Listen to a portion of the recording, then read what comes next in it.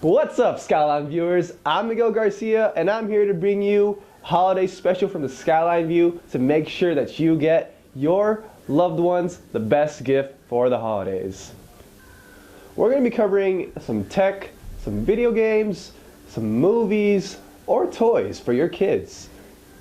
So, Call of Duty, it's still an FPS, still a shooter, you still shoot guns, you still aim down your sights, and you run around, but with the addition of Exo Abilities, in this case, you could double jump, you could dash left, right, up, down, whatever, and that really makes the game different. It may not seem like much, but the pacing of the game is really different. It's so much faster now. And because of the mobility of the game, of the characters, you won't expect enemies to be where you're going to expect them to be, because they can suddenly just boost right behind you in like a split second. The game is still the same though. It's still Call of Duty. It's still a shooter. It's still the same format we know and love. But the Exo abilities really make a difference. The controls are still the same. Triggers are aim and shoot. Left bumper is actually the different one this time around, because you have a new thing called Exo Abilities, and that basically replaces your tactical grenade.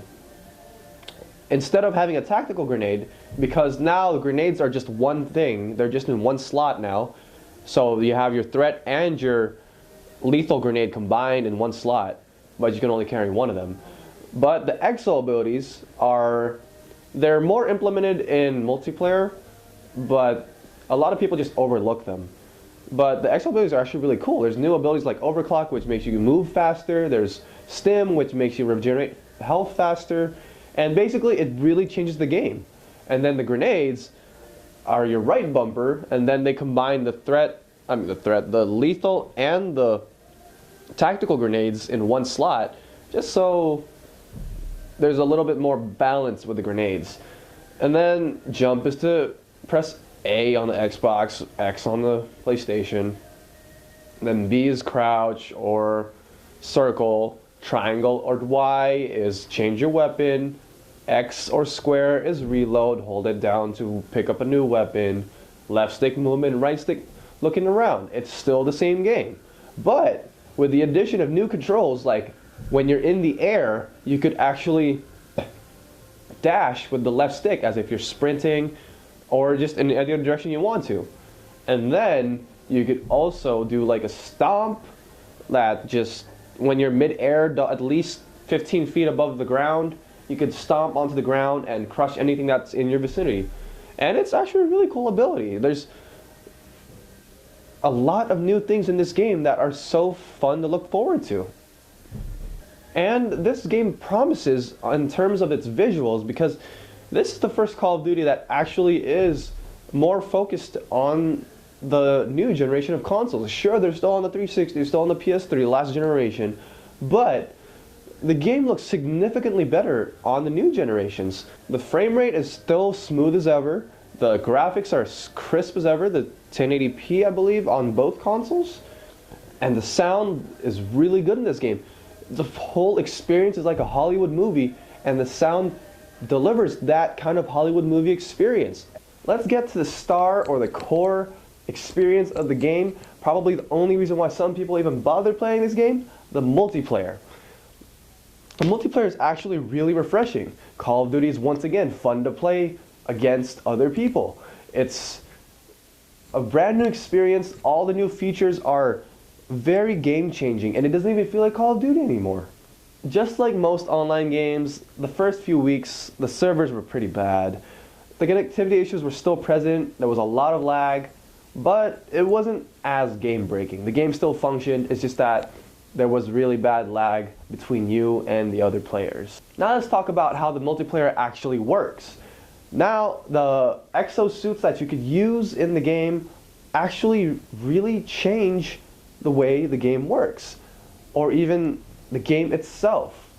Now you can't expect enemies to just run at you, to come around the corner. Now you gotta watch above you, behind you, left and right. You gotta be aware of every side of your character. because the Exosuit abilities include a double jump and a dash, forward, left, right, back. Basically, you can get to the edge of the map, to another edge of the map within seconds. You could get behind your enemy without them even knowing.